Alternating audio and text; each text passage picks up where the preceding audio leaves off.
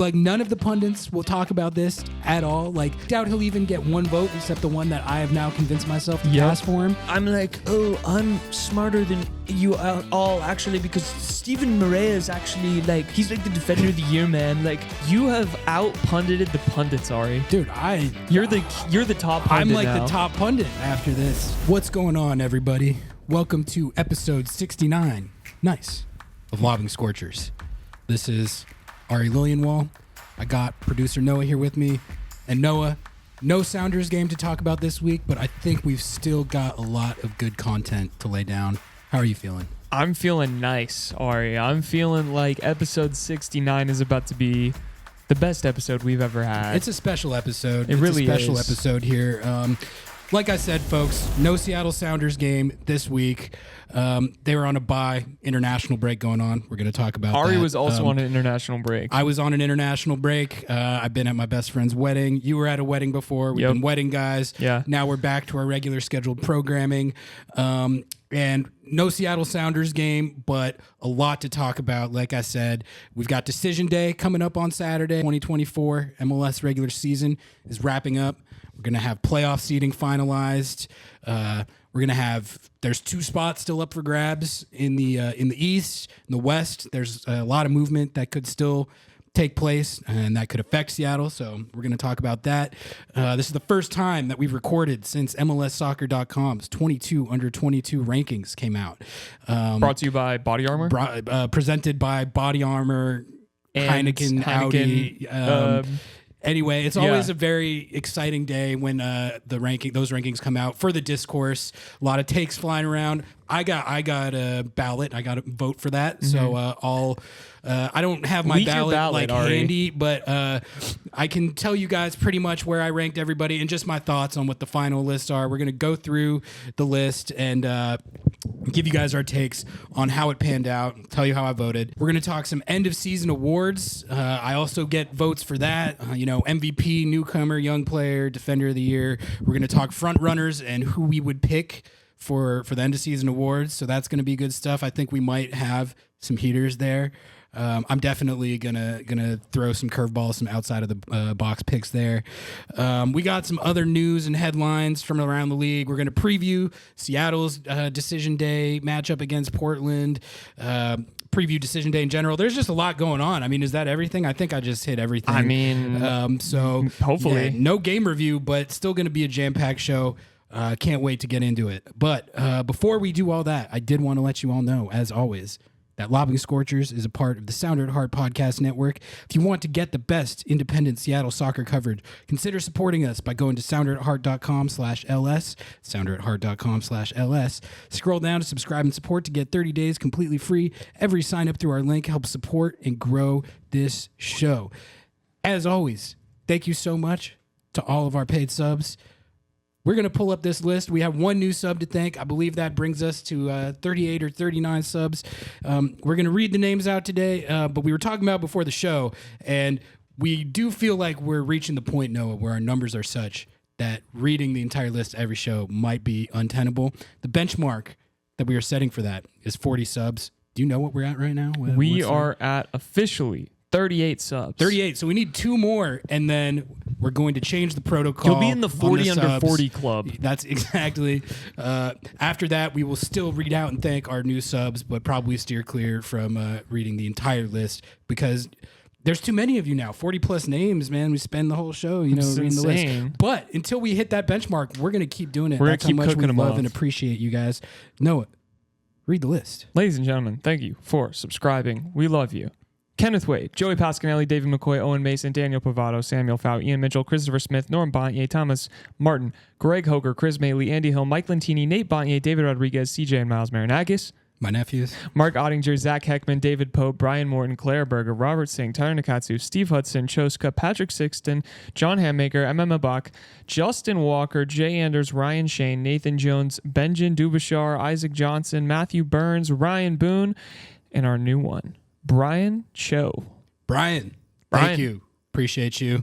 Thank you, all of you, so much. We love you. Thank you to everyone for tuning in and help us on the drive to 40. And also, if you haven't done so yet, please sub to the Lobbing Scorchers YouTube. We lost a little momentum, with us being wedding guys, not necessarily having the time to keep the content flowing on there as regularly as we would like. So we're still on the drive to 600, but we're pretty close. We're like 15 away, 585, I believe. Yeah. So help us on the drive to 600 subs on YouTube, and we appreciate our new audience on YouTube. All right, so before we talk about this 22 under 22 rankings list, Noah did have some content to plug. Noah, you were involved in a Paul Rothrock feature on Sounder at Heart. Shout out Sounder at Heart. I was. They picked the wrong guy to interact with our boy. It was written by our friend Tim Foss of Sounder at Heart. Great writer, great profile. Noah, you did a photo shoot with the man himself, Paul Rothrock. So you actually got to hang out with Paul Rothrock. I did. How was that? Tell the people how it was hanging out with Paul Rothrock and doing the photo shoot.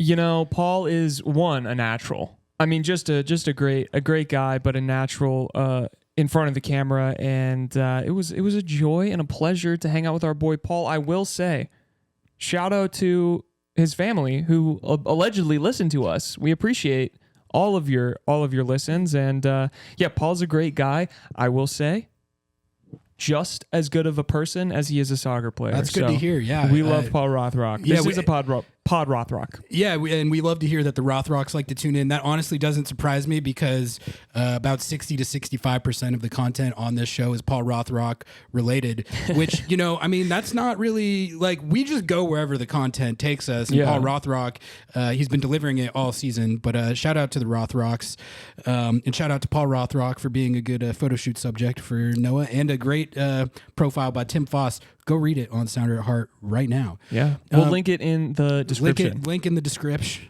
Go hit that link. 22 under 22. We're in full force today, Ari. I'm feeling it. We're cooking. We're going to, so 22 under 22 is always, like I said, a fun day for the discourse. Everyone's got their takes. We're no different. I feel like most people who listen to us probably know what the 22 under 22 rankings are and have opinions on them. But just in case, I feel like there's probably a small percentage out there. There's some normal people that aren't psychotic like us that might not know what it is. So, I mean, basically, it's very simple. It's just ranking the 22 best players in Major League Soccer who are under the age of 22. There's an age cutoff, but the whole idea is you're essentially ranking the best young up-and-coming players in MLS, which it used to be 24 under 24, but it changed a few years ago to 22 under 22. They just keep getting younger, Ari. I think it's become more pertinent in recent years with MLS taking on more of an identity as a seller league where, players like Thiago Almada, who are very highly rated and on the come up, but still very young, can come here and have a platform to thrive, get sold on. But then also it's a good showcase for homegrown talent, the best homegrown players we see in the league on this list every single year. DeAndre Yedlin, 1 year in 2014, I believe, was number one on this list. Famously. You've got guys, Alan Velasco, I think, of FC Dallas, won it last year. So, you got some big time names who are always featured here. And then there's always some comedic misses. For instance, I was thinking about this. You familiar with what John Duran is doing for Aston Villa? Did you know that the year that he played for the Chicago Fire, he did not make the cut? Wow. For the 22 under 22. This guy is now banging in multiple goals every single week for Aston Villa, and they're all insanely. Yeah, he's nasty. He's going to be a Colombian national team player. He's tearing up the EPL, and he got his start in MLS with the Chicago Fire, who sold him on for a big bag of money. The one good thing they ever did. Yeah, but that is it's always funny looking back on stuff like that. Like if you were retroactively making the list from that year, he would be number one by a country mile easily, and it wouldn't be close. But hopefully, I think looking at the list this year, which we're going to get into right now, I think there is going to be less of a possibility for a snub like that happening. Diego Gomez of Inter Miami was voted the number one player on this year's 22 under 22. I think that's the right choice. And if I had to pick any player from this group of players who would follow a similar trajectory to John Duran and get sold on to a huge club like that and become a standout player, this is who I would pick. It's an example of just how loaded this Inter Miami team is with both the best old players in the league, as we know, with Messi and the Barca boys, but also the best young players in the league. I mean, who's better between Diego Gomez and Matias Rojas? He's quite a bit older. He's later on in his 20s, but he's younger than the Barca boys, right. And he's a new player to MLS. And like in a normal year or on a normal team without Messi and the Barca boys, he would be one of the best. Those two alone would be a dynamic duo. Alone. But Diego Gomez, if you haven't watched him play yet, he's very much, Chris Henderson talked about this in the feature story that Charlie Baum wrote for us about Diego Gomez. He is, in a lot of ways, one of the engines of that team, like outside of the obvious, Messi and Sergio Busquets. Diego Gomez, he's a very, very important player to how they play and what they do. And he's like a perfect complement, I think, skill set wise to a lot of, like he's more of a two-way dirty work type of player to my eye. Very good passer. He's a little bit goal dangerous as well, but like he's like a glue guy, a team player, type of player that every player needs. And I think given his age and just how well-rounded a skill set he has so far and his future sell-on potential, easy choice for number one. Diego Luna, other Diego, came in at number 2. I slightly debated whether to put Luna number 1, but I think when you're taking into account future upside, I would take Gomez probably over Luna. It's pretty close, but not that close ultimately.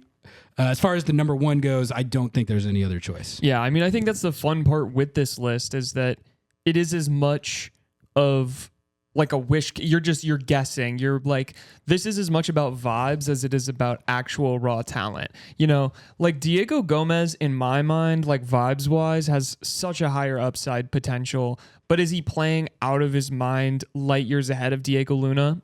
I mean, I don't know. I don't think so. So it's like they're completely different players. So it's like it's tough to compare like that. For me, I mean, I guess a good thing to talk about with this is what criteria you use to make the list, because everyone's kind of got a different take on it. Yeah. I'll tell you how I think of it, which is the things I take into account are, prospect pedigree is one thing that I think should be taken into account, like how the pundits and the scouts think of them. That's something I don't necessarily base my own evaluation of the player on that, but consensus pedigree and how they're rated by the pundits plays into it. And that's what we're going to talk about that with some of these guys, because some people weigh that more than others when they're voting on their list. But I take that into account because I sort of, I try to stay mindful of the fact there's people who know more about this than I do, who are actually paid to scout these things. And if they say that someone's upside is at a certain level, I put stock in that if there seems to be consensus behind it. So that's one thing I take into account. And along with that, like I said, the theoretical upside, like what's their ceiling? I weigh that pretty heavily, a guy like Diego Gomez or like Alan Velasco is perceived to have a very high ceiling, and it doesn't mean they're necessarily guaranteed to hit it, but it's just about the potential of what they could become. So I weigh that quite a bit. And then I do think you have to take into account contributions that they've already made in the league. Some guys you can put in here based on upside, and I did that. But as for the guys I put up towards the tippy top,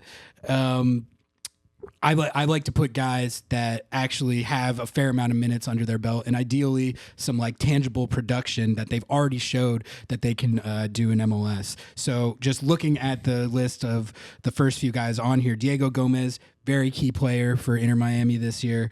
Diego Luna, he carried a big load for Real Salt Lake in attack this year. When he was bad, they were bad. And when he was good, when he was breaking out, they were good. And just production wise, he had an excellent year. So that's why I think him at number 2 is the right call. Jack McGlynn, see, this is where it gets into Jack McGlynn at 3.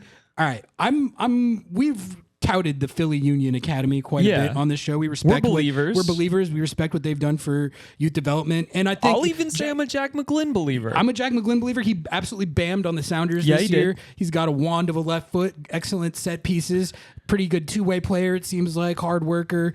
brings it on defense. A lot to like with Jack McGlynn. He's one of the better of this crop of guys that Philly has churned out.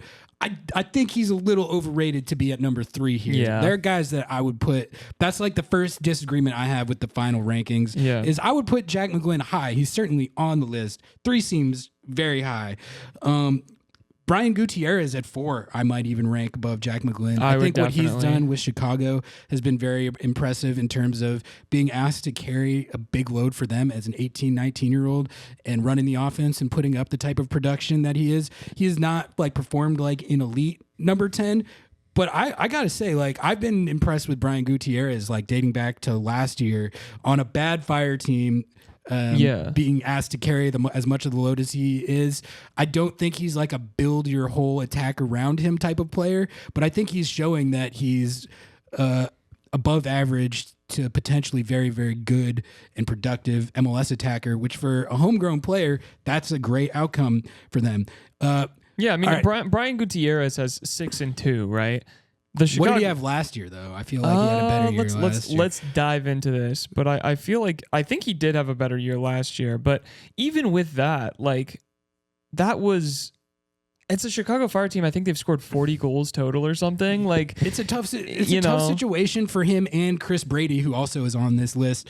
I mean, Chris Brady, I definitely think is easily the most talented young goalkeeper in MLS. He just is playing for a nightmare defense. At number 5, you have another Inter Miami guy. Okay, so it's 2 more Inter Miami guys back to back. Federico Redondo and Benjamin Cremaschi, both of whom I would probably put both of them over Brian Gutierrez and Jack McGlynn. Yeah. And I would certainly I think Redondo should be 3. I'm in agreement with that. Redondo, as I understand it, is one of the most highly rated Argentine prospects out there in the world. His dad was a very good player in like the 90s and early 2000s, and he's got some like prodigy like skills about him, and he's been very, very good for Inter Miami. And I think you're going to see him. I mean, Diego Gomez is going to get sold on for a huge bag, but keep an eye on Redondo for that because he is too. And Cremaschi, I think, is a little more polarizing, but I do see quite a bit of upside there.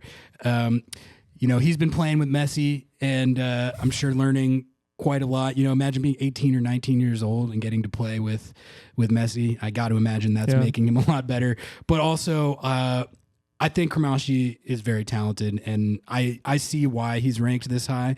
Oh, go ahead. I was just going to say, I like Redondo. I would put Redondo at 3. I think my lineup would, if I was going to go a top 3, would be Diego Gomez, Diego Luna, and Redondo. And then Brian Gutierrez is a close flop with Redondo, just for upside purposes. Okay, well, here's where it gets interesting for us because we got Obed Vargas at 7. Yeah. And I think there is a really good argument to be made that Obed should be higher here. Yeah. I would put Redondo over Obed. I don't think I would put Cremaschi over Obed. No. And I don't think I would put Jack McGlynn or Brian Gutierrez over Obed. As good as Brian Gutierrez has been, I don't think he is provenly, consistently, like, very good to elite player in MLS in the same way that Obed has, starting for Seattle week in, week out. I think with Obed, you have to take into account the fact that he was starting games and playing major minutes in CONCACAF Champions League, which Seattle won. He helped him win Champions League when he was 16. Yeah. He made his MLS debut as like the 3rd or 4th youngest player to ever play in MLS in the famous Austin FC game. And if you look at the year that Obed had this year, he had the stat sheet production with his 7 assists. He passed the eye test, I think, every single game. And really, we talked about his development. We tracked his development game by game, and the way he started impacting games, impacting winning, I think is greater than the degree that Brian Gutierrez and Jack McGlynn have. And even though, like, with the acknowledgement that Obed had perhaps more favorable circumstances as far as the team he's playing on than those two guys, I think his development was like organic, independent of that. And he really, when I look at it, I'm going to give the nod in the higher ranking to the guy whose team was more successful. And Inter Miami, it's a little harder to make that argument because their team is so loaded that a young guy doesn't have to do as much for them to have success as a team. Without Obed on the Sounders, I don't think there's any way they're as successful this year based on the role he played and the impact he had on taking positive results. He should be higher. Like I said, easily over McGlynn or Gutierrez for me, probably over Kramashi and the Diegos and Redondo. So you put him at 4. I think I'd put him at 4, not 7. Yeah. And I realize that's probably a little Seattle bias in there. No. And the fact that we watch him every single game in and game out. That is true. But I watched the other guys a fair amount both as sickos. well. We watch. We're sickos. Trust me, I know I watched the Brian Gutierrez. You get paid to watch. I've watched the Brian Gutierrez tape. I know what's up with Brian Gutierrez. Watched a lot of Jack McGlynn. So it's not like I'm coming into it out of nowhere, like evaluating those guys. I think it was a little East Coast bias on Jack McGlynn there. Like, I think the Union or not even propaganda, East Coast, but like Philly specific. Yeah, the Union propaganda was doing a number there. Obed Vargas, we say it literally, it seems like every episode. I think we've probably stopped talking about it as much recently just because it's not even like a narrative to track anymore. It's just settled. He's a starter. He is one of the best players on the field and is now playing for the Mexican national team. Like, he's 19 years old. And this is every single time he gets on the field, he shows upside. He gets better. I have not seen him get worse. So, yeah, his ceiling, I think, is insane. He clearly wants to, he said he wants to play in Europe. So, I think that's another thing to tack on there. It's good that the pundits at least put him in the top 10. Yeah, I'm not like super aggrieved that he's at 7. I think it's just good that he actually got that recognition. Top 10 is a big deal. And I think it's good that I think even if I would rate Obed above him, I'm glad to see Brian Gutierrez that high because I think that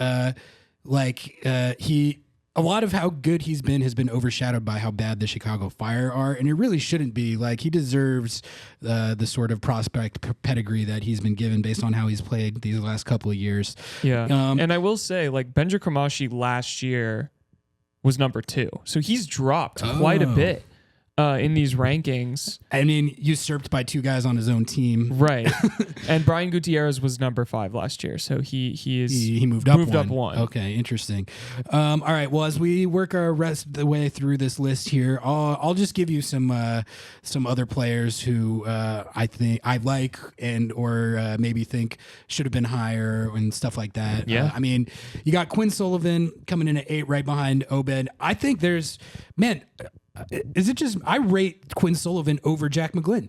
Yeah, I agree. Quinn Sullivan's been actually like putting in the work. Quinn Sullivan had a great year this year. He had 15 goal contributions, double-digit assists. Like I don't know. I think maybe if there's any Philly fans who follow this closer than I do that think I'm bugging on that, feel free to let me know. But me personally, like based on what I've seen, I think you could swap McGlynn and Sullivan here, and I would not argue with that at all. Yeah, and it seems like that's more of the Obed argument too. He's a game in, game out starter who's clearly seen progress and puts up stat sheet production, which is like, maybe that's what we're biased to. I'm biased to that. I don't really understand the hype train thing. You got to at least take it into account. Yeah, there are players that play roles that don't necessarily show up on the goal contribution stat sheet. But if you have a guy like Quinn Sullivan who plays the role that he does and gives you double-digit assists, I definitely I put a lot of stock in that. Jalen Neal of the LA Galaxy at 9 is a player that I like. A lot of people think he has future U.S. men's national team upside. I think I'm kind of in on the Jalen Neal hype in the sense that like he's a dog. Like I was watching El Trafico a couple weeks ago, and he was going up against Denny Bwanga. And the first half, Denny Bwanga was just eating his lunch, just like dominating this kid. And then the second half, like some sort of switch flipped, and Jalen Neal was just going at Denny Bwanga and totally like shut him down in the second half. But it was also like what impressed me the most about it was just like how he was playing. Like he was tenacious. He was like talking trash to Denny Bwanga. He was trying to get into his head, which like I don't know how much that's going to work, but for a 19-year-old to be like trying that stuff and then also just showing no fear, I think that's kind of what I like about Jalen Neal's game is he doesn't really care who you are. He's gonna go hard, and I think that we'll see like what his ultimate upside is, but like. He's been really good for the Galaxy, and he's been like a big reason why their defense has been much better this year is like him coming to his own. I think he could honestly be a little higher. This kid Esmir for the New England Revolution is I'm not going to try his last name, but I can tell you he's a big scout and pundit guy. Yep. They think he's really, really good, and there's been flashes of it this year. But like down at this point of it, Noah, like Chris Brady at 13, man, I almost feel like that's too low, and maybe that's me weighing theoretical upside more than some people, but I mean Chris Brady is really, really talented. Like he is some of the saves that he like being the goalkeeper for the Chicago Fire is a hard job. You're facing a lot of shots. A lot. Yeah, all You're the time. facing like 25 a game. Yeah, from it's their basically best playing with no defense. Yeah, so like he has to be on his stuff because he knows he's going to be under siege for most junctures of pretty much every game, and he is for the most part up for it. He gets bammed on a lot, and I think that's probably why his perceived stock might not be as high as some people think. But like if you put Chris Brady on a team with a good defense, he would be, I have no doubt he would be like rated as one of the best goalkeepers in the league. He's honestly, I think, the best like young homegrown goalkeeper I have seen since I've followed MLS. I would rate him that way. That's a heater. I like mean, that. He's that good, man. Like if you watch Chicago Fire game, definitely pay attention to how much work the goalkeeper has to do, and then how well Chris Brady does at it, given the circumstances. All right. Should we just jump down to Cavan Sullivan at this point? Yeah, at exactly. 18? Exactly. You read my mind. That's exactly what I was going to do. Let's do the Cavan Sullivan takes. Yeah. He should be higher. I'm just going to say it. Oh, he should be higher. Disagree. He should be higher. And Here, we'll is why. spout it out. Okay, you cook. Okay. No one else on this list already signed to Manchester City when he was 14. Okay. Boo. Am I wrong? Name another player on the list who has accomplished that. I mean, I guess that's true. You can't deny that. I mean, you could argue that Christian McFarland is technically signed because, City Football Group owns New York City FC. So I just think it's a very unique case. I would not most prospects that are this young that have pretty much no first team experience. I would agree. Like you can't really put them on a list before they've played or contributed in MLS at all yet. I think this is a unique case where you are talking about one of the most highly rated prospects for his age group in the world, if not the most highly rated prospect for his age group in the world, which people think I'm exaggerating when I say that. And folks, like that is literally just what the scouts and pundits say. Like I've seen multiple scouts and multiple pundits, however much stock you put in what they say that he is not only the best player for his age in the country, but one of, if not the best in the world. That is like unique type of pedigree that you frankly don't see very often. It's that type of prodigy phenom status that only comes around every so often. I think you can't really overstate how kind of difficult it is for a U.S. soccer prospect coming up to catch the eye, let alone get signed by a club like Manchester City, which is the best team in the world, I think, right now. Like, is there anyone that you would put above them? Like, I don't think so. No, but here's my argument. All right, I think he's in the correct spot. I think 18 is a perfect spot for where he's at. He doesn't play in Major League Soccer. I mean, he plays in Next Pro. Like, with all due respect for, again, like one of the most highly touted young players in the league, he's 15 and he played 6 minutes in MLS. It's certainly not based on senior team. Yeah. I mean, I would argue that the fact that he's played 9 first team minutes at his age and at his size too is like, that's like evidence of his like And it's not like pedigree he's and doing accomplishments. Like poorly in Next Pro. Like he has 4 goals in 18 matches. Like that's pretty solid. Good for a 14, 15-year-old. Like Yeah. that's, I mean, and also when he has played against like his own competition, his age, he's just been far and away like the most dominant player. So like I'm just saying, Man City pedigree doesn't like come out of nowhere. That's not like that. And there's substance behind that. That's not just like I'm hype. not disagreeing that he isn't one of the 22 best young players in the league. I think he is. But I think also this idea that because he signed with Man City, he's somehow this like insane product. Man City does this all the time. They sign young players all the time on these weird contracts, and he will get loaned out for 25 years and never see Man City ever. If he sees Man City, if he sees the field for Man City, I will eat my words. And honestly, I'm rooting for him. I like the Sullivan family. I like all the Sullivan boys.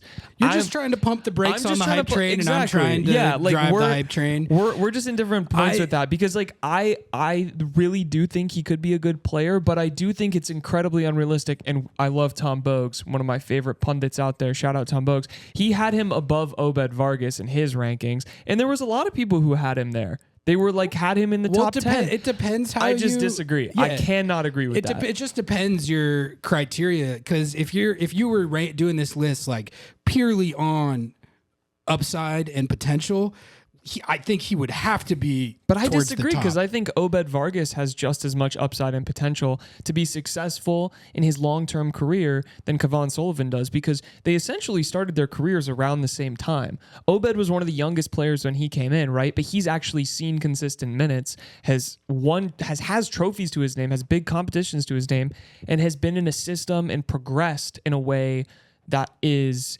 way more, in my mind, healthy to the development of a young player than being sprung up and tossed into a game when you're 15 so you can get the messy clicks, which, like, no disrespect to Philly Union for doing that. That was smart. They're trying to keep him happy, keep him there. And it was a fun story. Anyway, we were hyped on it. We did basically like a whole 30-minute thing on it. But I'm definitely pumping the brakes. I think at 18 is the perfect spot for him. I think he landed at the perfect spot. Yeah, and I understand the inclination to like slow down the hype train. I'm not gonna downplay like the pedigree at play when it comes to getting scouted and signed by Man City when you're 14. You could be right. It could be one of those situations, like we've seen, like when Yedlin went to Tottenham and he never really played for them, or like, I see what you're saying with that.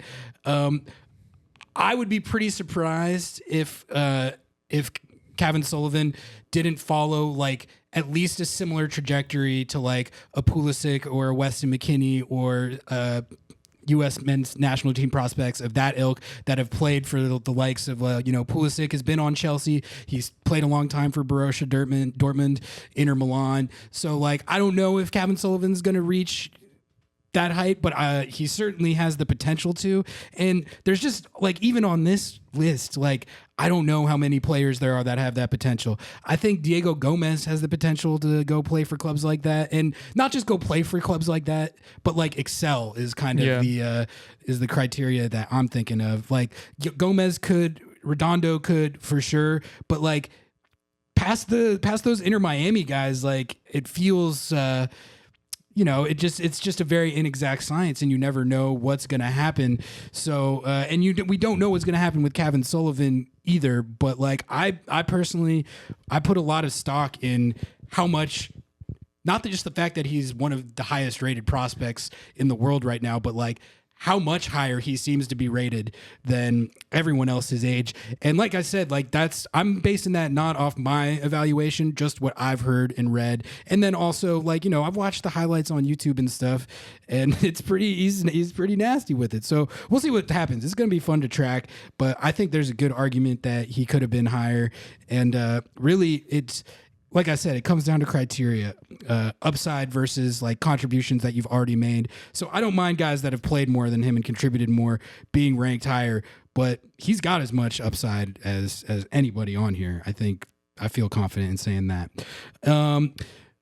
Okay, I think that was a pretty good riff we just had on 22 under 22. I don't really have much else looking at this list right now. I mean, there's some other really good players on here, but like no one that I really feel the need to highlight right now. I mean, you got Tomas Aviles, who's just another Inter Miami one that could be ranked up with Cramashi and Redondo. So it's just kind of ridiculous how many of these guys they have. Ruiz. David Ruiz is 21. He's insanely good too. Yeah. So really, I guess that's my other big takeaway from the 22 under 22 this year is that Miami's roster is insane. They have the best old guys and the best young guys. They just have league. the best. We'd say this every day. They're the most stacked team that this league has ever and may ever see. And I think the thing that people maybe don't realize about that is it's not just the Barca boys coming over and wrecking shop. It's their whole roster and it's their young players and their youth development that are doing the job for them right now too.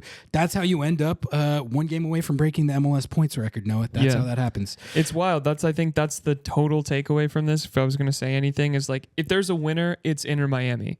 Yeah. If there's a winner, it's Inter Miami. That was good. That was a good Cavan Sullivan debate, though. Yeah. I think it's not rare that it has to be done. We find ourselves like on that opposite end of a spectrum. So I like that. We should. Yeah, the last time was the Raul debate. So we'll see how this one that one up pans because out. you won that one. Yeah, exactly. So we'll see, man. We'll see. I know. Cavan Sullivan is so young that a lot of people are hesitant to, you don't want to like overhype a kid that young. You don't want to put too much pressure on someone who like hasn't proven anything yet. God knows he could get injured. He could get injured. A lot could happen, but it's definitely like, there's no doubt that he's a very exciting prospect. And I mean, like at the very least, I think he's projects to be a lot better than Quinn, and Quinn is a really good MLS player right now.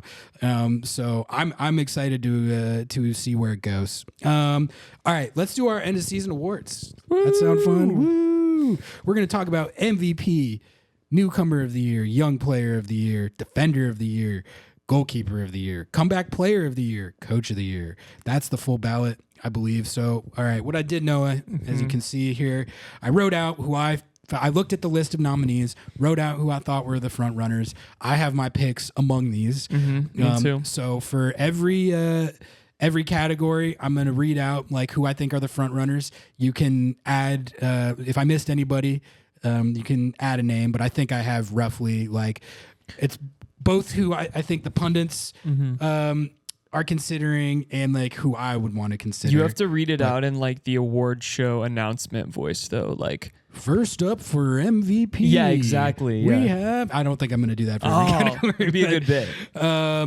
Landon Donovan. Let's do MVP first. Yeah. Landon Donovan, MLS MVP, because this is the one that's going to get the most debate. And I actually have a new take on this. And I'm excited to debut my take. No T on the debut. No T. But there's some good candidates, and it's really like we've talked about our MVP takes a little bit, and it's wide ass open the way I see it. Like there's a few different ways this could go, and like usually like last year it was just like lockdown, but like this year I think it's a lot. There's a lot more debate to be had. Here's who I have for who I consider the front runners. I think one of these guys is going to get it. You have Lionel Messi, Cucho Hernandez, Lucho Acosta. I put Ricky Puig, and I think Luis Suarez will probably get some votes based on name value, but also he's had a great year. So that's who I think are the front runners. Is anyone missing that could realistically win it? No. I don't think so. Okay, so I think there's a few things to think about here, which is that I've been saying it, like Messi's not just the MVP of Major League Soccer in 2024. He's the MVP of the entire sport of all time. Easily. So, like, I just don't really honestly see a credible argument that anyone in the league is more valuable than Messi, because there has never been, if you're looking at it purely from just statistical output perspective, there's no one who can produce what he does with the volume that he does as efficiently as he does. You know, it's essentially like, like this the Steph Curry of soccer or something like that. Like it's. I think that's Christian Pulisic though. It's just what I mean is like the type of. It's like the type of unbelievable production that is statistically like it's should like, be impossible. You know how the people who make NBA 2K like can't account for Steph Curry's like the numbers that he puts up in real life. Like that's the sort of numbers that we're talking about incredible. with here. And I think I brought this point up the last time, but I'm going to say it again because I think it actually underscores why Messi's the MVP, which is that he has 17 goals, 15 assists in 20 games or something like that this year. So 32 some odd goal contributions in 20 games. That's insane. Folks, he played like 1,100 minutes. If you put 1,000 more minutes on top of that with 0 goal contributions, give him 0, the exact same numbers he put up, we all know that he would easily be the MVP with those exact stats that he put up in 1,100 minutes. Yep. Like, I don't see what the counter argument to that is. So if we all take that for granted, which I think that we should, how are you going to like argue that the guy who had 32 goal contributions in 1,100 minutes is not the most valuable player? I get that people aren't going to give it to him and don't want to give it to him because he missed so much time and didn't play the whole season. I think it's a case where you could really argue that doesn't matter if you're like trying to give it to the right person. You know what I mean? I do. Am I bugging here? I've never understood the argument of time being such a crucial point because it's like he didn't choose to get hurt. He played like 1 billion games and then was like, I'm old. I'm hurt. The reason that he missed a lot of games was because he won the Copa America with Argentina and sprained his ankle. Yeah. So that's why he didn't play a full complement of minutes. I'm sorry. And look, I say all of that. I say all of that with the acknowledgement that I might not vote for him just because I do think like on some level there is there's like a minute's threshold or amount of games that like you could argue that you should have to play to like be in consideration. I know that kind of contradicts what I'm saying, but like, I don't know, like who really deserves it and who gets it can be two different questions sometimes. And this is where that wasn't even my like new take. That's the take that I've already been saying. Right. But who I'm torn. I'm actually torn, folks. Leave in the comments who you think I should vote for. I have a vote, so I haven't cast my ballot yet. So you can lobby Ari for your consideration. You can lobby me. But here's who I want to vote for. Okay, I've been saying that I'm probably going to vote for Cucho because I think that's like a safe, non-controversial choice. Yeah, that is safe. Best player on the other best team in the league and played a full complement of minutes. Right, has the stats, has the big game. Performances, has the trophy haul, so he has everything that you want, and it would be a good vote. But I'll tell you who. That's the tired pick. Here's the wired pick. That's the wired pick. Who I want to vote for, Ricky Puig, man. Ooh. Ricky Puig. Okay, the numbers are not like up to obviously what Messi has put up, or even what Cucho has put up, but when you look at the LA Galaxy, who have gone from kind of a joke of a squad over the last few years to the best team in the West this year. They're probably going to get the number 1 seed unless they lose it on the last day, but they've been in the driver's seat for the number 1 seed for a long time now. One of the best offenses in the league. Who makes it all go? Ricky Puig, who I don't think people realize or give enough credence to how good this guy is. He is a Barcelona product who came to MLS when he was 22, he's very unique in that sense. Like a player like that who is considered a very prominent up-and-coming prospect in Spain for Barcelona, where Messi and all them played, doesn't come here at that juncture in his career that often. And, people use that as a knock on him. But if you look how he's played since he's been here, he's been fantastic. He's like changed the culture of that whole team, their whole vibe, his kind of bravado and swagger, like I could do without the firing off like tweets about the haters after every single game. I mean, I like it to an extent. Sometimes he pops off, and I'm like, all right, like you're a poster. I respect that. Yeah, he's maybe like a little me. That's why. I guess he's like if you were if I had MLS more MVP soccer candidate, talent. Yeah, exactly. He does. That would Which is really a nightmare. He to be tweets honest. like Noah, so that kind of goes against his MVP candidacy. But no, I mean he's the engine for that whole team. Like we're pro Gabriel Peck and we're very pro Joey Paints on this show. I don't think they have the type of impact that they've had for the Galaxy if Ricky Puig wasn't pulling the strings in the middle. Yeah. He is, for my money, with Messi not in the discussion, the best passer in MLS, the best facilitator. Some of the dimes he hits are incredible. His through balls are unbelievable. His switches are unbelievable. He hits nasty free kicks. He does it all. High work rate. He's like reminds me of Ladero a little bit in that way. Maybe not as like constant as Ladero was, but pretty much no one was that. But like he's their Ladero, and he's electric. And I'm stumping for him for MVP. Like I think it's a good vote. I like that. You've convinced me. I see. Okay, my MVP candidate was Messi, which I think is just like from the arguments that we've been saying, and I don't get a vote, so this doesn't mean shit anyway. But I don't care how many minutes you play. I think him playing less minutes and producing the way that he did, it shows that he's the MVP even more. And people are like, oh, like, well, look at how Inter Miami did without him. You know, how valuable can he be if they were still racking 2 points per game while he was gone? They wouldn't have the players on that team without him. That's also true. 80% of that 22 under 22 that was Inter Miami did not come to that club until Messi was there. He changed like if we're going to talk about changing the culture, that was a team that had to lie, steal, and cheat. He changed the sport in this country forever. Yeah, it's like what's more valuable than that? What's more valuable? I'm just whoa, we're getting meta. Whoa, we got meta with that. Dude. But no, I mean, seriously, man. Like I think it's important to talk about this because there's this conventional wisdom out there right now that like Messi is just out for MVP and purely because of the minutes that he played being like half of what the rest of the front runners played, and that's just okay. Well, he's out then. No. I don't think so, man.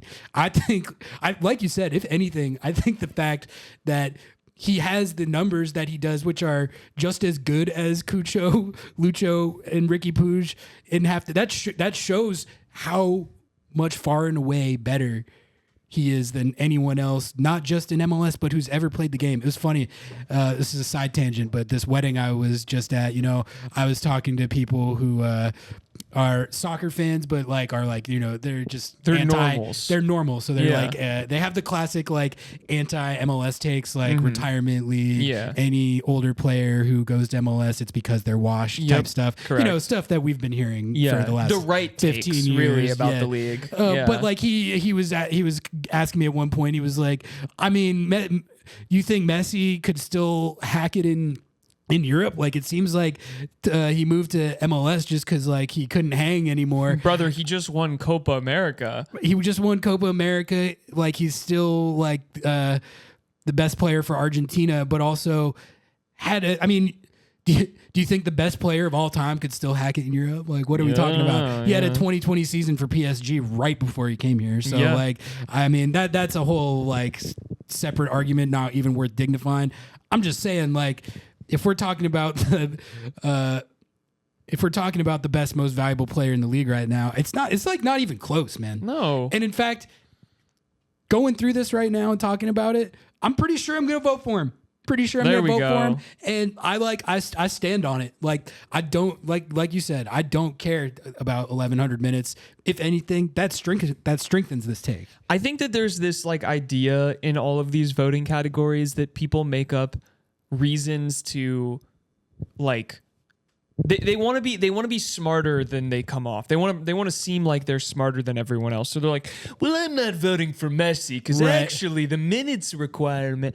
Shut the hell up. Well, shut the hell up and cast your ballot. Okay, here's the argument I'm sympathetic to, which this might be more the lens that I was thinking of voting for someone else through. Who would you pick? Who would you pick? Messi, Cucho, Lucho, Gabriel Peck, or Ricky Puig to be on your team? Who would you pick? Exactly. Who would you pick? Yeah, you pick Messi. You ask anyone, and if they don't say Messi, they're being disingenuous, and that is exactly why he should and will win MVP. The argument that I'm honestly the most sympathetic to with this, which is that like having Messi on your team, not just your MLS team, but any team, is essentially cheating. Inter Miami, their roster is essentially, it's not actually cheating like some people have been alleging, but I don't know, Ari. But it's you are a league shill. It's functionally cheating to have one Messi on your team, but then also load up with the Barca boys Suarez, and all of the best South American prospects in the world also on the same team. So like they should like.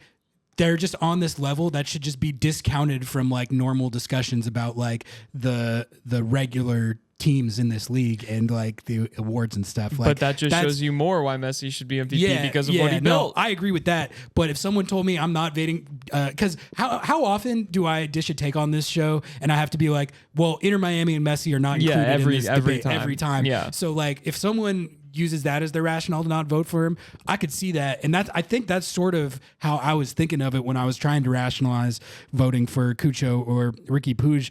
But yeah, no, like I'm glad this is why we talk through these things, because I've talked myself into not only casting this vote for Messi, which I've been torn on because of the minutes thing. I've been torn on it.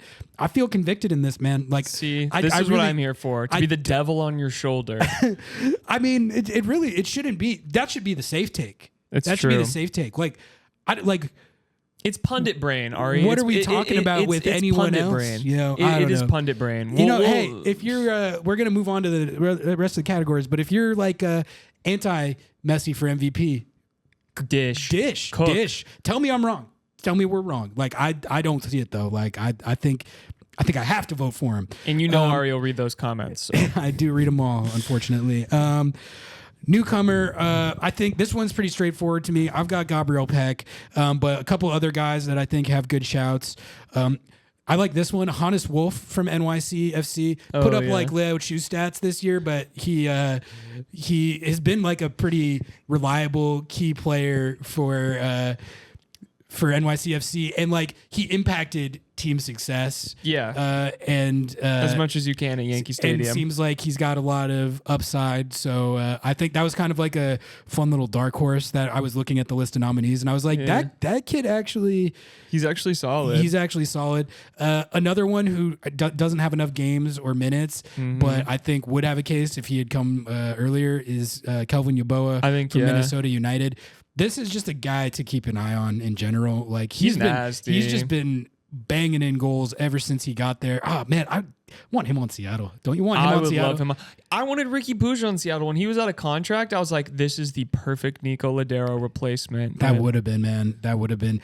That's kind of, when the another tangent. This episode is off the rails. When the anti-Rusnak brigade is like, we need to replace him. My thought is like, we're pro Rusnak, so I'm not really hankering for that. But if you can get a player that's like the exact profile of Ricky Puig, then sure. Or Ricky Puig. Or literally Ricky Puig himself. That was my only if you can get Ricky Puig, awesome. Otherwise, I would prefer Albert Rusnak. But otherwise you're literally just hoping for a Rusnak clone when you already have Rusnak. Anyway. We're not going to talk about the brigade. We're going to save that. Sorry. Off the rails. Newcomer of the year. Suarez, right? I mean, I think like you have to say the name. Like he might not have knees anymore, but the guy had 17 goals, 6 assists, and really like Suarez in MLS has gone about like I thought it would. He's been great for them. So he wouldn't be a bad can lob pick. my take here on this one if you want. Well, let me say the last name really quick. Sorry, I forgot. And then I almost cut off our boy. Well, I just didn't want to. Yeah, exactly. I just didn't want to get through rattling off these names without shouting out Joey Paints, who. The Joey Paints hype train has slowed down a little bit. Still he was my favorite player in MLS when he first got here. I love Joey Paints. I just think like he's kind of like he got injured for a bit, but then he just got overshadowed by guys on his own team. They're just so loaded that Joey Paints flies under the radar everywhere, but on this show and among the Galaxy fan base.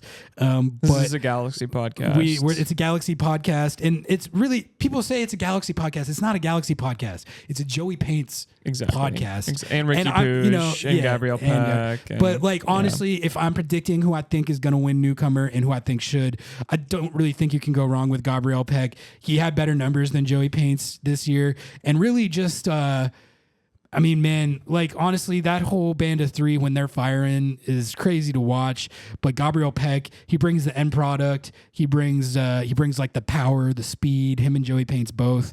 But he really he took over quite a bit for them. And honestly, if you were to undermine the Ricky Pooch MVP case, it would be that like he's flanked by these demons, you know. But anyway.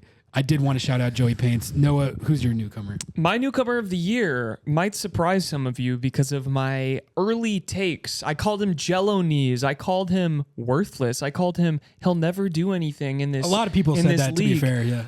Suarez. I think he has a genuine shout at newcomer of the year. He might win. He's not going to win the Golden Boot race. I thought if he would win the Golden Boot race, no one would vote for him for newcomer because they'd be like, okay, he got his. He got his.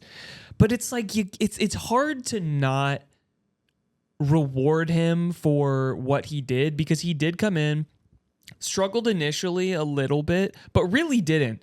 Took off, had an insane season, even without Messi, was playing out of his damn mind, coming from playing incredibly poorly in, he was in Brazil, right? He had a good year in Brazil last year. It was a good year. Okay, but I think it was preseason where That's what it was.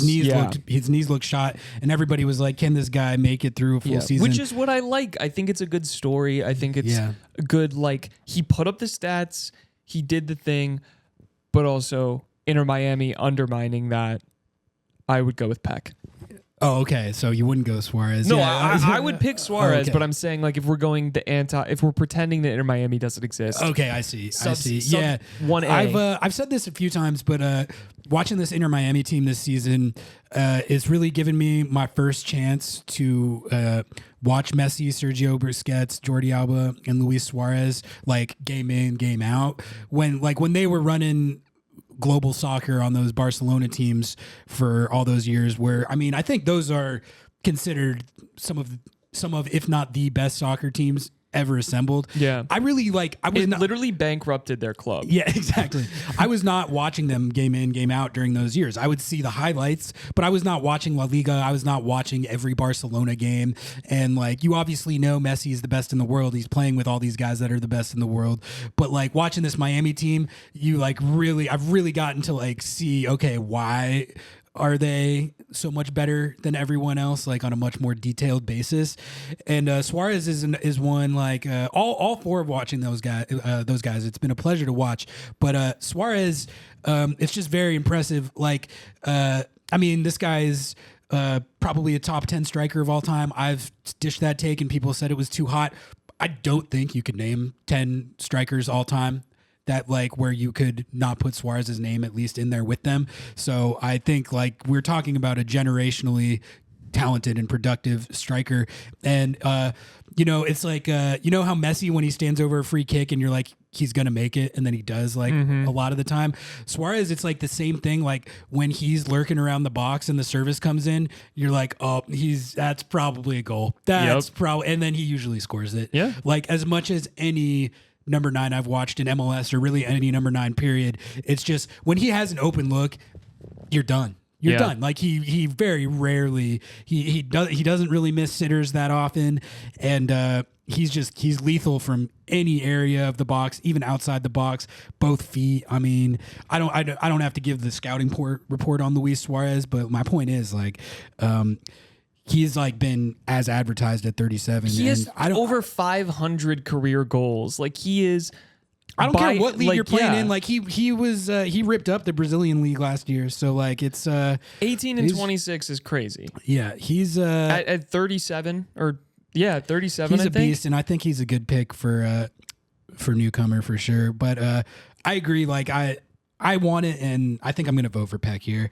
Young player of the year. All right, the thing with this is that I don't see how you can put Diego Gomez number 1 on 22 under. It's kind of the same thing. It is the same thing. I have his name written down too. However, like if we're doing a thing where he got number one for 22 under 22, so we give young player to someone else. Diego Luna, I think I would have no problem with him getting this. I just love his story, first of all.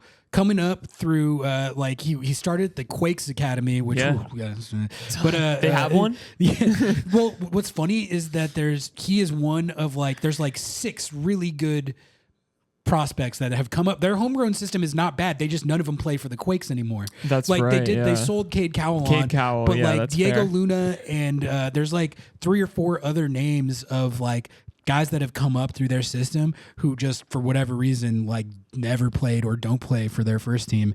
Really good scouts out there. But what I like about the Diego Luna trajectory is the USL component of it. Came up with El Paso Locomotive, which shout out New Mexico United. New Mexico United's biggest rival, so hope El Paso Locomotive lose every game. But Diego Luna, he really earned his stripes grinding in the USL and became one of the most highly touted prospects in the country there.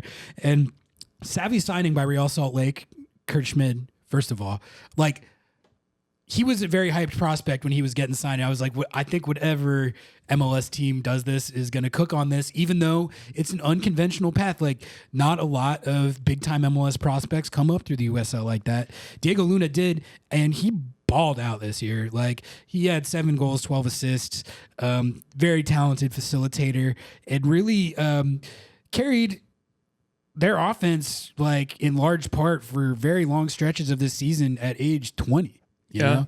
So I kind of like the idea of voting him for this award with the knowledge that Gomez is probably the best young player, but got number 1 in 22 under 22.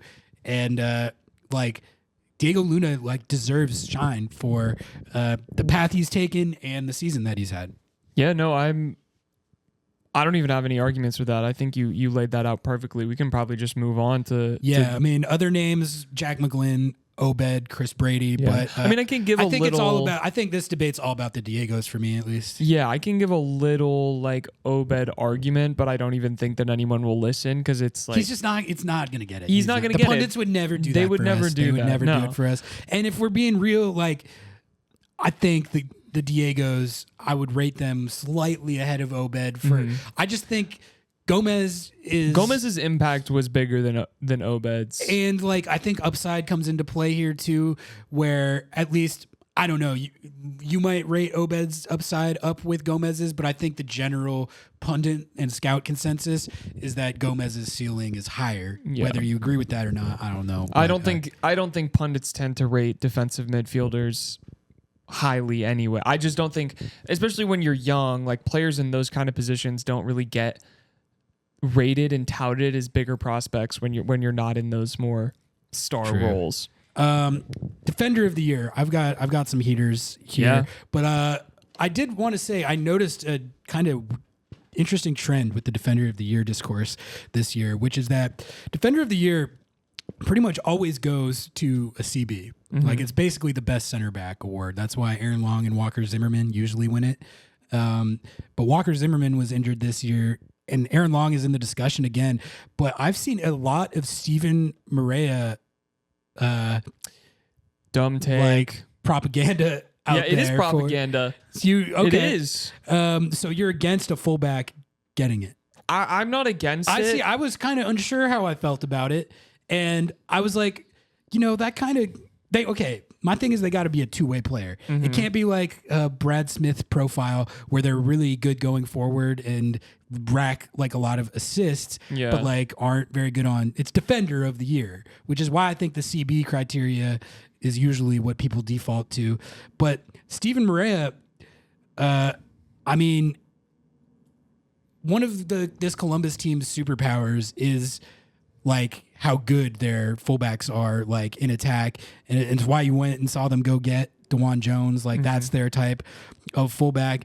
And Morea's his assist numbers and his stats weren't crazy this year, but I think that's a lot of what he brings to the table. And as I understand it, he is a very good defender, and a lot of their like those games where they're beating the shit out of LAFC and Denny Bouanga's not doing anything. This guy is a big reason why. So like I get the argument from that perspective, but this is what this got me thinking about is it's like, okay, if we're doing that, then it's Jordi Alba. Like, I'm sorry. I hate to make the that's fair. exact same argument that I just made with Messi, but Jordi Alba, he's literally the best fullback ever, probably. Yeah. Like, I don't know, like maybe some people have, but like in a debate of the best wide defenders that have ever played the game, he is in the 2 to 3 names that you would have to be debating. Absolutely. And he had 16 goal contributions this year as a left back, 12 dimes. He is easily the best attacking fullback I've ever consistently watched play. Like I think that might be who I vote for. Yeah. Like if you're gonna bring like a Maria into the conversation, then it opens the doors to players who are better than him, which is Jordi Alba. That's what I'm saying, man. That's what I'm saying. I can get with the agenda. This Maria stuff, like it's like if we're doing that, we're giving it to Jordi Alba. Yeah, I agree with that, and that is why we should not be talking about this Maria nonsense. We should be talking about Yeimar and Jackson Reagan. I had it written down, but yeah, cook. Yeimar, Jackson. I would give it to Jackson Reagan personally. I think Yeimar has a good shout too. This is my wired take. Well, folks. Here's the thing. Like that, Yeimar and Jackson Reagan are getting no. They will not win. They're not. They're getting no pundit love for this. And actually, someone informed us. This is a good. You remember this take that someone on Twitter informed us. Sorry. We did. I'm thinking of this live, so I forget who it was. But thank you, whoever it was, for flagging that. This. There was a take from our friends that it was like. American analysis. Yeah. They're underlying numbers guys, so I knew you wouldn't like their takes. But they were spitting some fire. I actually know them, so I don't hate them. No, we don't hate them. We just disagree with their take. Yeah. So they were dishing heat about how Yeimar and Jackson Reagan, like the underlying numbers show that they actually like suck and are bad. Mm-hmm. So they should be nowhere near the Defender of the Year debate, folks. Like. I don't know what metrics or stats they were using to come to that conclusion. Vibes. But like X vibes. But like I think when you're making an evaluation like that, you have to take into account like the performance of the team defense, which Seattle, again, I don't know if people realize this, they conceded, I'm pretty sure, the fewest goals in the league again this year for like a second straight year. They actually ended up with one of, if not the best defenses in the league again. Like, so you have to credit every defender who played a major role, even Nuhu. I'm sorry for some of you. You're gonna like Nuhu Defender of the Year. This Let's is what go. I do. Like people will say Nuhu is so terrible, but like, why do you think that he is starting on the best defense in the league every year? Like. You think he has nothing to do with that? If that's the take, then that's the take. I don't agree with that. But the point is, like, when you have a defense that performs as well as Seattle's did team wide this year, everyone on the back line gets credit, in my opinion, and the D-mids get credit, in my opinion. Yeimar and Jackson Reagan were the first choice week in, week out starting CB pairing for the best defense in the league.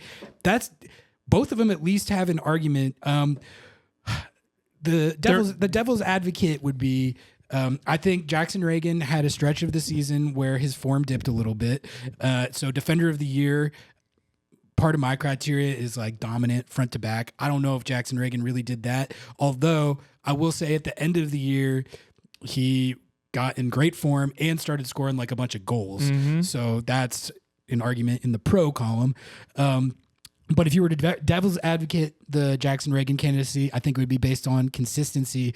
And I think you could say a similar thing for Yeimar. But his dip wasn't even like that bad. I was more dramatic about it. Yes, you were. Than it actually was bad. You were ready to pull his contract over here. I said I had some takes about it. I had a panic attack. Yeah, you did. Live on an air. But it's because he's been so good. But like now, like he has... I'm just saying like why he's probably not getting as much shine. Yeah. But as far as the pundits who are saying that they suck and are terrible, if you're going to dish that take, you have to explain how they anchored the defense that allowed the fewest goals in the league. There's those two things, they do not square. Like terrible center backs and statistically best defense in the league. Unless you've got some like XG differential shit that like shows that the defense. This is why we shouldn't listen to statistics. Well, like if there was showing that they like performed at a level where they should have conceded 65 goals, I might listen to that, but I don't think that's the case. And I think like you said, it's a case of like outsmarting yourself a little bit with that. It's the punditification of all of this stuff. It's like you have to I'm like, oh, I'm smarter than you all actually, because Stephen Morea is actually like, he's like the defender of the year, man. Like he's like a defender and definitely not like a progressive passing player that's like not a wing back. But let's pretend that Jordi Alba doesn't exist, because if we pretend that Jordi Alba exists, then this whole defender of the year thing blows up, and we might as well not even vote for one. I think people are just going into it with the Inter Miami is excluded mentality. It's like that's just so dumb. But like man. it was funny for me to see in the last couple of days. Like it was like this coordinated campaign for was? Stephen Morea. Yeah, I know. I saw armchair analyst out there even couching. There was a lot of this, and a lot of people I think saw the mainstreamness of this take. We need to seclude the voters. Stop the count. But if this Morea movement is happening, I'm voting for Jordi Alba. And dude, I think I'm voting for Jordi Alba. I know it's a hot take to say I'm voting Messi for MVP and Jordi Alba for Defender of the Year, but like I think we got to talk about like who's actually the best at this, and those are the two guys I think. If we're gonna open it up for Stephen Morea, it's got to be Jordi Alba. It's not even a question. And if we're not gonna open it up for Jordi Alba and Stephen Morea, then it's got to be Jackson Reagan. I'll take Yamar. Either one. Most dominant defense in the league. Shout out to Aaron Long, former Sounders 2 legend. Wouldn't even be mad if he got it either. Okay. Goalkeeper. I think this one's actually pretty clear cut. Andrew Thomas. Andy T. Yeah, I had that bit in that there. is, yeah. I'm glad we got that. I stole that. I'm sorry. No, I stole your bit you're there. good. We had to. The comedic timing was just there. Andy T. Is my I think when you look at when I look at who I want to vote for goalkeeper of the year, I use the FBref metrics a lot for these, because I think those are like, they're not the be all end all, but it's like a good reference point for like if you're looking for like the finer points of how good a year someone had. Christian Kalina for Charlotte FC. People might not realize this, but he's been lights out for them this year. And like Charlotte FC, no one talks about them, but they've low key been like a pretty solid playoff team all year. Not because they score a lot of goals, but it's sort of the Nashville SC blueprint where they're just really solid at the back and have elite goalkeeping. And I think this guy's been the best goalkeeper in the league this year, both by the designated underlying number. That's St. Louis, but both the underlying numbers and the eye test. And I think it's actually very clear cut. The only other one that I would throw in there, who I think deserves a lot of consideration that people might not know about, who's had a crazy year, is Matt Freese from NYCFC. But I mean, I got Kalina pretty easily. I think Steph Fry missed some time this year, which I know we just said doesn't matter, but also I think he's been very good this year, especially down the stretch here and the end of the year. Like this whole stretch where Seattle's been playing at 2 points per game again. Stephen Fry has been the same Stephen Fry as always. So, but like I just think to my eye and to my mind, Kalina has been just a little better. Like that's how I see it. I love Stephen Fry. Let him play till he's 185 years old. He's signed for like a couple more years, and I'm like, nah, I'm with it. Yeah, I listen, respect to him. It's just this wasn't his season. I think he wasn't bad, but he wasn't like. There were moments where I was like, let's leave him in the city that we're at. There were a lot of takes like that earlier this year. Yeah. Which like, I mean, it happens. We all have our lapses, especially as you get older. You're not going to play every single game out of your damn mind. But I do think there has been a slight decline in his play, and I don't think it was his best season ever. Earlier this season, I saw this decline people were talking about maybe a little more. Yeah. The last rebound. The last 10 to 15 games, like I think he's been pretty much the same as always. Yeah. But I think it's really, my take on this one is it's more a testament to how elite a year Kalina has had more than like a knock on the year that Steph Fry's had. I'm right there with you. That's who I had as well. Okay, sick. Comeback player of the year. This will be a fun one. I have 3 names written down that I liked out of the nominee list. So I'll make the case real quick for all of them and then tell you who I am going to vote for. I saw Maxi Morales' name on there and I was like, that's actually kind of fire. Yeah. Because he's 37. He's a legendary number 10 in this league. NYCFC brought him back. He tore his ACL in his like mid to late 30s. Worked his way back, came back this year and kind of cooks. And his presence on that team is just so funny to me because first of all, he's 37 and they're probably the like team that has gone and committed the most to their he's young the players. Opposite of their he's literally plan. So you see Maxi out there playing with all these 19 to 21 year olds. So I just kind of love the visual of him like mentoring this team of like under 22 signings. But he's also he is 5'3". That's so sick. He's tiny. I love that. And like just the way I love watching him play just because it's like to make a cross sport analogy. When I was in high school, I went and saw the Lakers play when Steve Nash was on the team. Oh, and yes. I went to go watch Kobe because he was my favorite player. But R.I.P. But Steve Nash was on the team, and he ended up being the player that me and my sister, who I was at the game with, were like, this guy is unbelievable. Yeah. Because he's like 5'11" on the court with all these guys that are like 6'10", and watching him live in person, like dribble and weave in this, like it looked like he was in like a forest of trees, but it was just like it was one of the most like impressive athletic things I've ever seen in person. I feel like Maxi Morales has like that like kind of, it's like the same idea where it's just that low center of gravity. Everyone else on the field's like so much bigger than him, but like you can't get the ball off him. He's just like he's one of the most underrated 10s in league history, in my opinion. But I'm not going to vote for him because I was looking at, this is funny because it totally contradicts my Messi take. But like really, he didn't even play 1,000 minutes. No. And he's the right story for the award. He is. I just feel like come back more than MVP, it actually matters. The narrative is important. You play, yeah, the narrative of the narrative's important, but it has to be matched by the play style. Yeah, I don't know. Like thinking of it now, man, like he's at like 800 minutes. It's just like barely below the threshold of feeling like I can vote for him and it haven't make sense. But I just wanted to give him a shout because he is the right. I think he's like the best narrative, and he's an MLS legend. Like he really is. He's such a dope player. And then the other one that I liked was Ian Frey from Inter Miami, who's he's not like one of their imported young players. He's their homegrown center back who he's done his ACL at least 2, maybe even like 3 times. It's time to hang it up, buddy.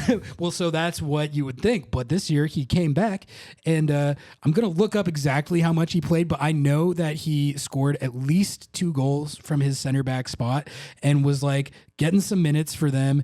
And this is a kid, like I said, multiple ACLs.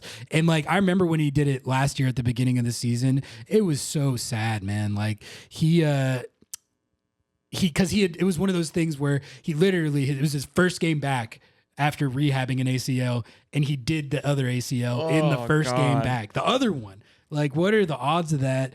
But anyway, again, he's only played 600 minutes though. The right narrative arc, but just like 13 games, 600 minutes. Don't know, which is hard to get into that Inter Miami team. Yeah, exactly. So I don't know if I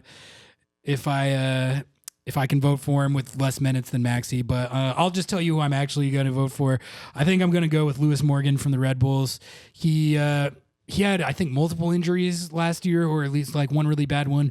Didn't really play a lot, and has carried their team for long stretches of this year. Ended up with 19 goal contributions, 13 goals, 6 assists. And I think he is the right balance of he has the narrative arc of coming back from the injury, but then also played a major weekend game in, game out role for them this year and had the production to back it up. So that's my vote. No, I like that. I like Lewis Morgan, Scotland legend, Has been playing in the national team He's too. really. I don't really see like who else gets it. Yeah, I think that's the right pick. I think the narrative is definitely not as strong as the other two. So if you're gonna go like narrative arc, which I think is totally fair with this spot, if you're just like, dude, I just want narrative. There's two better options, but I think realistically, Lewis Morgan will win. Again, talking my way through it just now, I kind of want to vote for Maxi. But that's the thing is like I feel like someone like Maxi Morales, that's what this award is designed for. All of the other who awards cares that it was 800 minutes is 800 minutes. Yeah, like this award is for me designed so that you can award a player like it's like a wow, you shouldn't be playing and you are. And I think that the perfect representation of that are just overcoming obstacles, continuing to persevere. I mean, Maxi Morales embodies that, and he's a legend to the league. If I had to vote, I would vote for him. Minutes be damned. I think I'm going to vote for him. I'm like, every time I make the case on the podcast here, I become convicted in my outside the box picks that I wasn't going to go with. But now I think Messi for MVP, outside the box pick. That's really outside there we go. Box. Come on. But like, it kind of is right now. So anyway, I think I was fully Lewis Morgan, and I think he probably gets it. I think I'm going to go vote for Maxi, and I feel good about it. Coach of the year. So we already talked about this, making the case for Schmetz on our last episode. I think the three candidates right now are Wilfred Nancy, Tata Martino, and Chris Armas. I think one of those three is going to get it. You can listen to our last show if you want to hear the full breakdown for why we think Schmetz deserves more consideration in this discussion. This is tough for me, man, because the three guys who are going to get it, I don't really think any of them should get it. But I also don't really have a good argument for who should get it instead of them, other than Schmetz. And, dude, okay, honestly, like, people are going to call me a homer for it. I don't think you can name a better coaching job than what Schmetz did this year. I really don't. If you disagree, hit those comments. Yeah. But we laid it out so heavy last episode. You guys can go and listen lay out to it. Again. Wilfred Nancy doesn't employ a backup goalkeeper. Wilfred Nancy bungled. I can't even. I won't start. You go. I'm just saying. You can't give Coach of the Year to a guy who doesn't have a backup goalkeeper. Like that's lost them the shield on that. He literally he's a great coach. We acknowledge and have repeatedly acknowledged. We kissed the ring. Dude, I said that Wilfred Nancy should be the head coach of the U.S. national team.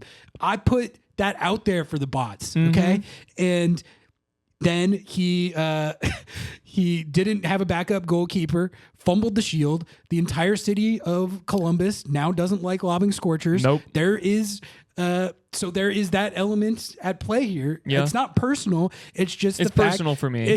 It's just the fact that to be my coach of the year, you have to have played your backup goalkeeper the last time you played the Seattle Sounders. That's always been my criteria. He didn't even win anything. What has he won this year? Leagues Cup.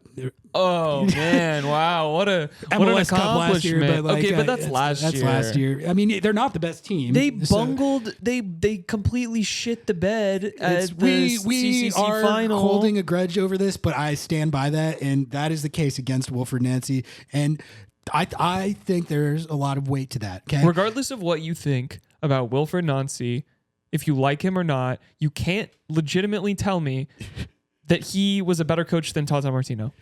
And that brings me to Tata. Tata has the best MLS team ever assembled. Correct. People are like, well, Messi was gone for a lot of the year, and they were still so good. Like, how great of a dude.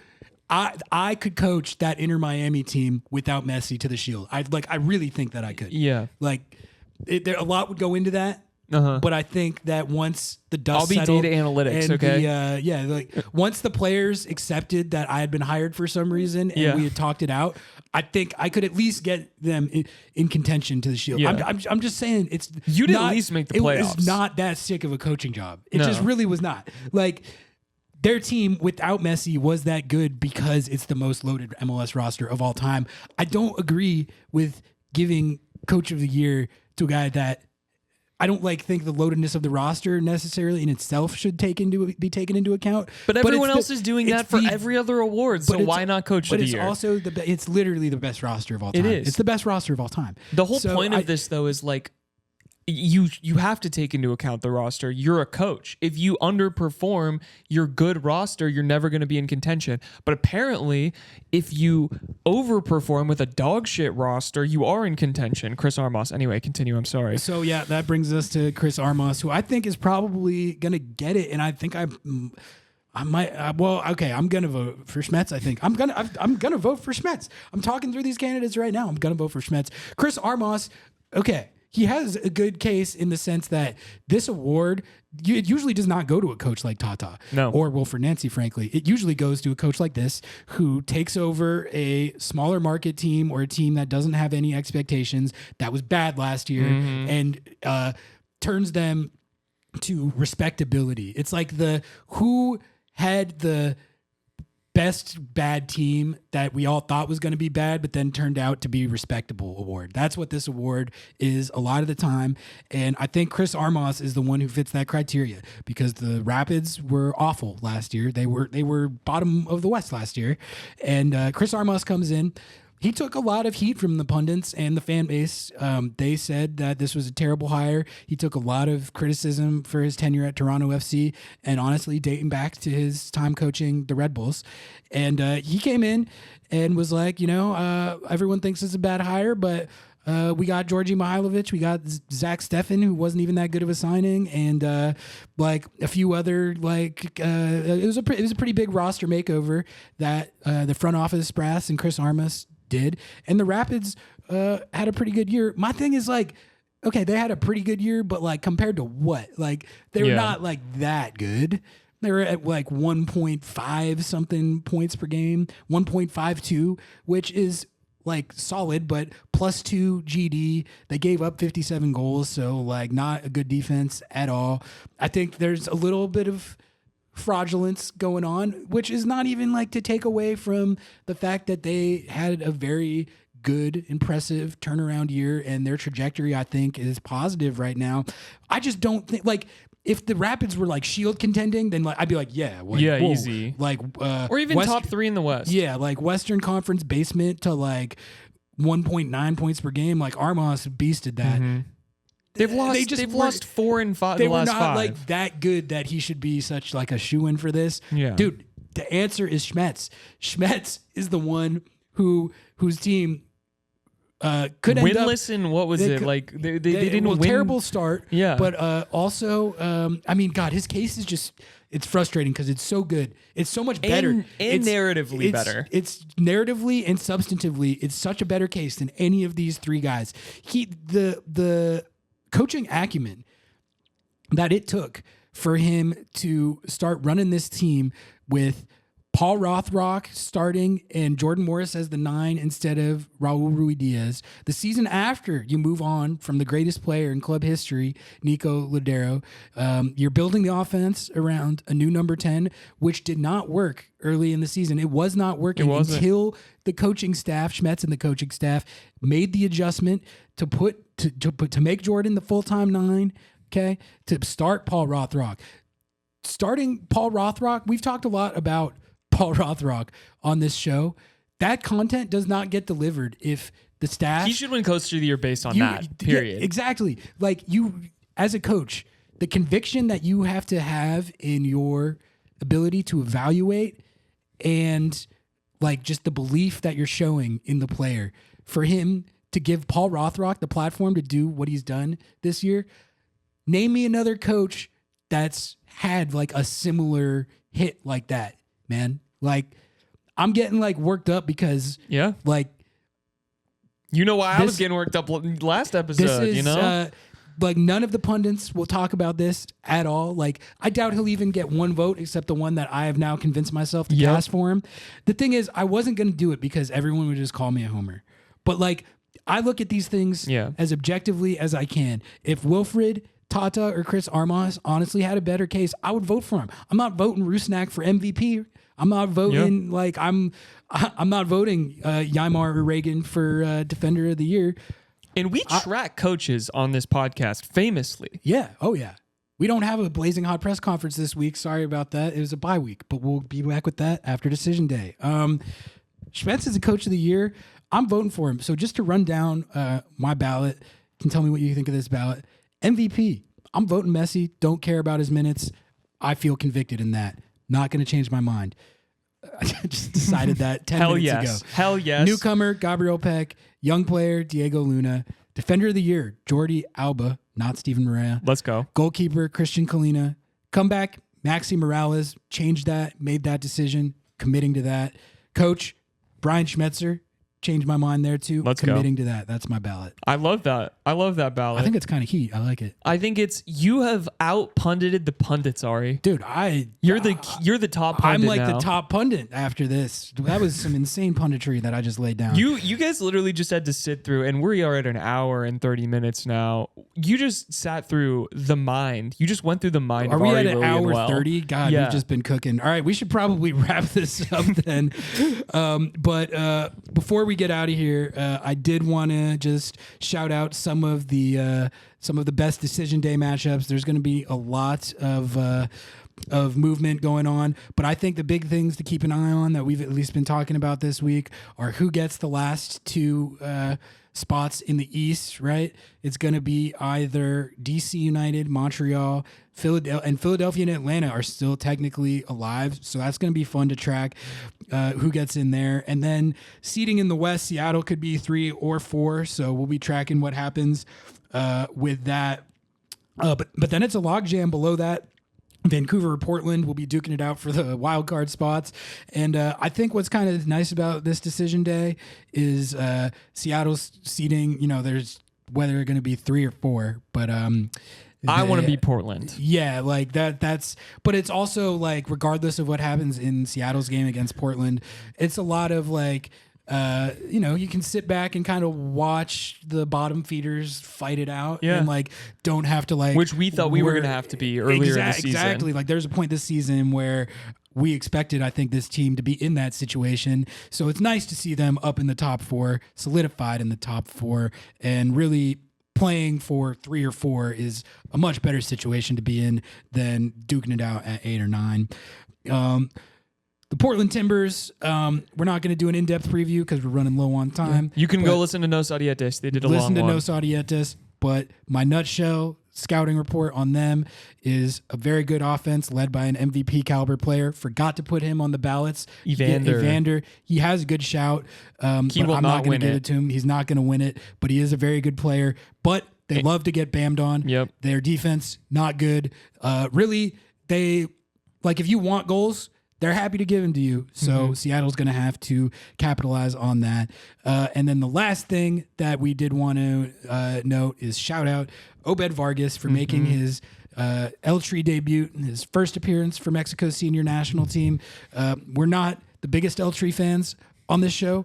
He's making me an El Tri fan. He's making me an El Tri fan, which this is what we're going to close on, which is that the Obed's Mexico team destroyed the USMNT 2-0 in an international friendly last night.